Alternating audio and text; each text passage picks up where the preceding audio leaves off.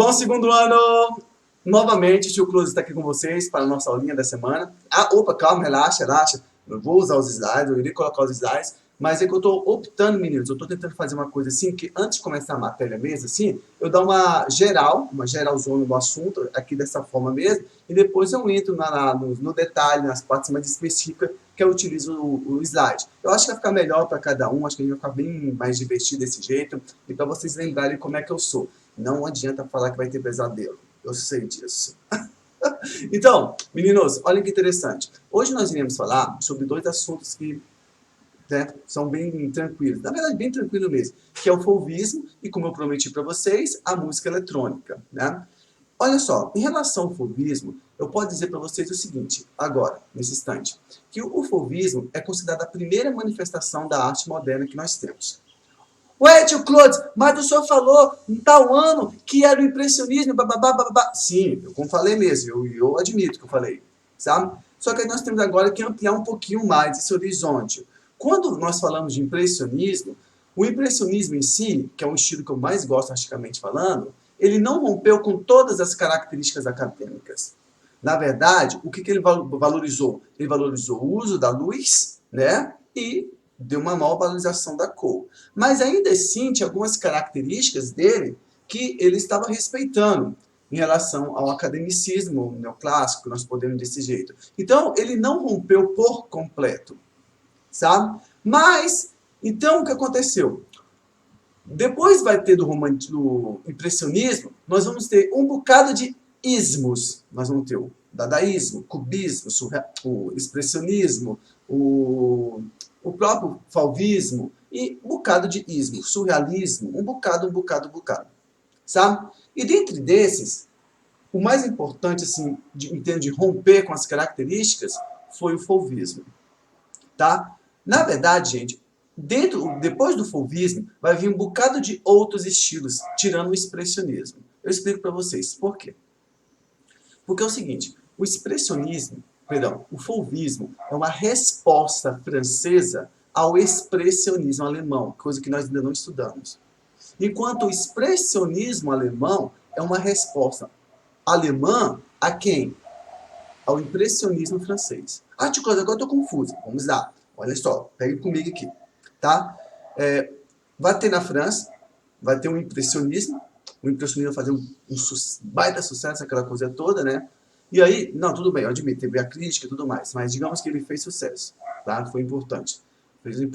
Foi artisticamente teve muita importância, tá? O impressionismo. Aí, depois, nós temos a Primeira Guerra Mundial, a Segunda Guerra Mundial, o qual o expressionismo alemão também vai ter muita força, sabe? Em resposta ao expressionismo, os franceses vão desenvolver o quê? O fauvismo, né? E aí, o fauvismo, nesse caso, ele foi uma força muito forte, uma explosão, BUM! Ele explodiu, rapidinho, ele apareceu, explodiu. E aí, morreu todo mundo? Não. Aí, do fauvismo, veio as outras variações, tirando o expressionismo. Aí veio o cubismo, veio o surrealismo, e veio por aí vai. Estão pegando a lógica? Então, meninas, o fauvismo tem essa importância muito grande, porque dele é uma tentativa realmente de romper com todos os padrões que a arte até então tinha. Enquanto o impressionismo, ele buscava apenas romper com duas características, a luz, né, e a cor, o fauvismo não. Ele queria aparecer em si, romper com tudo mesmo. Era uma coisa bem mais radical. Apesar que ele também tem umas características expressionistas e tudo mais. Então, o fauvismo teve essa característica aí muito importante, muito interessante. Outro detalhe que também nós podemos falar sobre o fauvismo é em relação ao como ele se manifestou, a partir do próprio nome. O fauvismo, na verdade, quer dizer feras. Tá? Uma tradução assim, um pouquinho mais popular, ele quer dizer feras. Os pintores fauvistas, eles tinham essa característica de pintar uma coisa bem mais rápida, bem mais assim momentânea, instantânea, umas cores mais chapadas, um tipo de desenho bem mais simplificado e tudo mais. Um estilo mais simplificado, o uso de cores puras, tá? Então tudo isso os pintores fauvistas fizeram. E como destaque, nós temos principalmente um camaradinha chamado Henri Matisse. que é considerado o pai do fauvismo, sabe? Além disso, do Henri Matisse, nós vamos ter outros artistas também, tá? Cada um com algumas suas características próprias, e esses camaradas, eles irão ficar pouco tempo no fauvismo. Ah, Ticolos, por quê? Porque, na verdade, o fauvismo foi a motivação que eles estavam tendo para poder criar um outro estilo. Então, por exemplo, nós temos aí os camaradas que... O Braque, por exemplo. O Braque, ele é um artista que começou no fauvismo, mas aí depois, junto com o Picasso, ele vai criar o quê? O cubismo. E por aí vai. Então, esses camaradas vão o quê? Eles chegam no fauvismo, do fauvismo eles fazem toda aquela explosão que eu falei de vocês, criativa, e depois o que acontece? Eles começam a migrar, a buscar outros tipos de estilo, e cada um vai criando os seus. Aí tem todos esses estilos que nós chamamos depois de quê? Vanguardas europeias. Estão pegando a lógica das vanguardas europeias? Então, eles têm essa importância muito, muito, muito, muito grande. Tipo, e aí, você gosta do fauvismo? Gente, algumas obras eu gosto. Principalmente a do Matisse. Algumas obras eu gosto, principalmente do Matisse. Não é aquele estilo que eu falo, ah, que maravilha, que coisa linda, aquela coisa toda, porque eu acredito que entre o fauvismo e o impressionismo, eu prefiro muito mais o impressionismo, por questões pessoais mesmo, tecnicamente falando, isso pode ser debatido, tá? Entre o fauvismo e o expressionismo, eu prefiro muito mais o expressionismo, tá? Justamente porque o expressionismo tem toda aquela característica psicológica, na questão da guerra e tudo mais. Eu também valorizo isso, sabe? E outros estilos também. Mas não tem como negar que o fauvismo ele tem uma importância extrema para a história da arte. Não tem como você falar que o fauvismo foi um bando de maluco que não tinha o que fazer e começaram a pintar e deu a sorte de fazer sucesso. Não é bem assim, não. Tá? Muitos desses artistas, eles tinham até passagem pela arte acadêmica, como, por exemplo, o próprio Matisse. O Matisse, gente, ele tanto que é que depois ele começa a retornar para o academicismo, porque ele argumenta o seguinte, que a arte acadêmica, ela não poderia ser o quê? Esquecida, porque a arte acadêmica tinha algumas características, o qual somente ela podia fazer. Ou melhor falando, existem alguns temas da narrativa, algumas características históricas, que somente a arte acadêmica poderia representar, justamente por isso que nós chamamos de quê? De pintura histórica. Né? E aí o fauvismo, ele tem com certeza o seu, digamos, sua posição, o seu patamar, o seu lugar na história da arte. E não foi desmerecido, não foi por acaso que isso aconteceu. O Matisse também era um camarada assim, muito maluco, né? Muito louco. Dizem que o Matisse, ele conviveu junto com o Picasso, assim, na mesma época. Os dois foram, acho que se eu não me engano, acho que deve ter mais alguns também, mas eles foram alguns dos poucos artistas que ficaram em Paris durante a invasão alemã, invasão nazista na cidade, né, na capital francesa. Então, ele sim ele tem muita importância também e tudo mais. Quando eu estiver falando sobre o Matisse, na arte, aí eu falo um pouquinho mais sobre ele. Tá? Em relação à música eletrônica, eu também falei que nós iríamos ser um pouquinho mais detalhados. Por quê? Porque a música eletrônica, meninos, é o seguinte, ela não aparece de um dia para o outro. A música eletrônica só é possível aparecer por causa da questão do avanço tecnológico. Por isso que naquela unidade lá, eu falei para vocês, gente, ó, a música eletrônica é um caso à parte. O que aconteceu? Vai ter um avanço tecnológico, vai começar a surgir os instrumentos elétricos, mas antes de tudo, qual era o objetivo dos compositores? O objetivo deles era o seguinte, era digitalizar o som. Como assim? Então, por exemplo, o meu site não está aqui, eu não vou lá pegar, não. Então, por exemplo, quando você pega um instrumento, é aquele instrumento que faz aquele som ou similar a ele. Então, por exemplo, eu pego o violão, tom, tom, tom, tom, é o som do violão. Quando eu pego a guitarra, não, o violino, é o som do violino. Quando eu pego o sax, da mesma forma, e qualquer outro instrumento da mesma forma. Se você quiser escutar o som daquele aparelho, daquele objeto, tu tem que ter aquele objeto. Alguém tocando para você. Sabe? No caso da evolução tecnológica, e quando eu falo evolução tecnológica, eu também estou incluindo aqui a evolução digital, tá? O pessoal começou a questionar o seguinte, é possível digitalizar o som dos instrumentos? Era possível digitalizar o som dos instrumentos? Qual foi a descoberta que eles tiveram? Sim, era possível ter essa digitalização. Então, o que acontece? Por meio, primeiro mecânico, e depois por meio eletrônico, eles perceberam que você era capaz de pegar o som de um instrumento e transportá-lo para um meio eletrônico, um chip. Vamos pensar desse jeito, uma placa eletrônica. Então, muitos desses compositores, muitos desses, nem compositores, vamos dizer o seguinte, desses engenheiros de som, eles tiveram essa sacada e começaram a fazer o quê? As primeiras experiências. Então, isso é o seguinte, ó, vamos pegar um instrumento simples, vamos pegar, digamos, um violão. Não estou dizendo que o violão seja simples, estou dizendo que é um violão padrão, tá? Então, pegou o violão, toca o dó, então, aí gravou. Ré, então, gravou. Então, gravou, gravou, gravou. Aí, o que eles perceberam? Eles perceberam que era possível gravar o som no meio eletrônico. Ah, tipo, isso é óbvio. Sim, é óbvio, porque já é possível gravar o som num disco, já é possível gravar o som numa fita cassete e por aí vai. Mas o meio eletrônico tinha o quê? Um avanço muito grande. Por quê? Porque você era capaz de você tocar a música, o som daquele instrumento. Então, por exemplo, tá aqui o meu teclado. Ó, tá aqui o meu teclado. Estão vendo? Então, por exemplo, digamos que nessa nota, eu vou gravar a nota Dó. Nessa aqui, Ré, Mi, Fá, Sol, Lá, Si. Eu gravei isso aqui. Peguei o violão, pedi para o camarada tocar, enquanto ele está tocando apenas as notas, não música, tocando nota. E ia gravando aqui.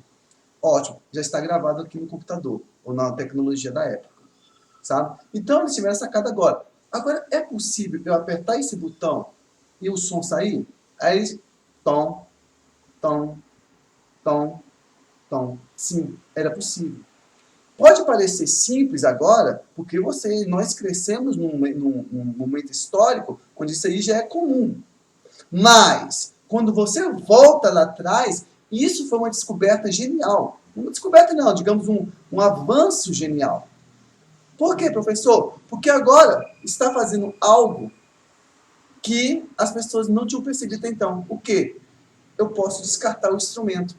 Eu posso gravar o som daquele instrumento em um meio eletrônico, em um meio digital, e agora eu posso o quê? Ó, controlar as notas por esse meio aqui. Eu aperto isso aqui. Já jogaram Guitar Hero? Mesma coisa. Sabe? E aí, o que aconteceu? Faz isso com um instrumento, faz isso com outro instrumento, faz isso com outro instrumento e faz isso com outro instrumento. Daqui a pouco, você tem vários instrumentos dentro de uma máquina. Aí você fala, ah, mas isso aí é óbvio. Sim, óbvio agora. Mas ali naquele período a coisa não era tão óbvia desse jeito. Estão pegando a coisa que eu falei falar? Então, o que aconteceu, meninos? O que eu estou dizendo para vocês? Tá? Eu estou falando o seguinte, que então, esses engenheiros, eles começaram a gravar o instrumento, os vários instrumentos no aparelho, e também era possível controlar o som. Obviamente, se eu sou capaz de controlar o som, eu sou capaz de fazer o quê? Exato, música. Eu sou capaz de fazer música. Então, daqui a pouco, eu não preciso mais de uma orquestra, eu não preciso mais das pessoas ao vivo. Não é questão, não preciso mais de um camarada, contratar um camarada para tocar o violão. Eu já tenho um som aqui. Então, eu consigo tocar o som do violão aqui no teclado. O resultado disso são os primeiros sintetizadores, sabe? Que são aparelhos grandes, tá? Depois eu vou botar alguns videozinhos aí para vocês terem ideia do que eu estou falando, tá? Eram aparelhos grandes, onde os camaradas podiam sintetizar diversos instrumentos, aonde? Em um aparelho. Resultado, começa a ter aí as primeiras tentativas de criar música eletronicamente. Tá? Por isso que nós chamamos de música eletrônica. Aí com o tempo evolui para trance, essas maluquices e tudo. Mas é música eletrônica. E aí, o que você tem então com o passar do tempo depois? A evolução dessa tecnologia. Essa evolução da tecnologia. Com essa tecnologia evoluindo, o pessoal também agora era capaz não apenas, digamos, de ter o som no aparelho, mas como também era capaz de manipular esse som de uma forma que não era possível no instrumento comum. Então, por exemplo, você pega aqui um piano acústico tradicional. de cauda. Ok, é belíssimo, eu sou super apaixonado por piano, sabe? Mas não dá para você tirar um som muito além do que ele oferece. Agora, no meio eletrônico, já era possível. Por quê? Porque o pessoal, com a tecnologia, que estava cada ano evoluindo, avançando, o que estava acontecendo? Eles estavam também não apenas reproduzindo o som do instrumento naquela nova tecnologia, mas também era capaz de modificar o som, criar outro tipo de timbre, ou seja, ajeitar ele da forma que a criatividade desejava, pelo menos com aquela tecnologia. Então, isso aqui era muito bacana. Então, o que aconteceu? Depois os músicos, os compositores, eles olharam aquilo e falaram assim, cara, isso é muito da hora, isso aqui é muito diferente. Então, alguns compositores, eles começaram a montar redes não, como é que eu falo assim, digamos, painéis assim, de edição de som, umas ilhas de edição, sabe? E com isso, eles estavam aqueles teclados gigantescos, você viu um camarada com 3 teclados, assim, aquela coisa toda, onde ele utilizava aquilo para criar música. Então começou aí o quê? As músicas eletrônicas. Tá? As músicas eletrônicas começaram desta forma, o pessoal fazendo aquelas transformações, aquela coisa toda, e caiu no gosto das pessoas. Então nós tivemos as primeiras tentativas, que claro, foram bem simplificadas, porque a música eletrônica, gente, ela acompanha, claro, a evolução tecnológica. Então quando você pega, digamos, uns camaradinhas, tipo, deixa eu ver aqui, da década de 60, com certeza eles têm menos opções do que um cara que faz música eletrônica, digamos aqui de 2020. Tá? Por quê? Porque a tecnologia evoluiu, aquela coisa toda. O Kraftwerk, por exemplo, era uma banda alemã, uma das pioneiras, se não for a pioneira, tá? Que ela fez coisas sensacionais, ela fez coisas maravilhosas, utilizando apenas o quê? A tecnologia eletrônica que tinha na época, que é um barato. Tá? Então, meninos, esses aí são os assuntos que nós iremos falar hoje. Tá? Nós iremos falar sobre o fauvismo, tá? Nós iremos falar sobre o fauvismo e nós iremos falar também sobre a música eletrônica. Pegaram então o segundo ano? Então, meninos, vão lá, tá? Se preparem, pega uma pipoquinha, um lanche leve, um refrigerante ou um suco, uma coisa básica. Vem com o tio, que tem História da Arte, fauvismo.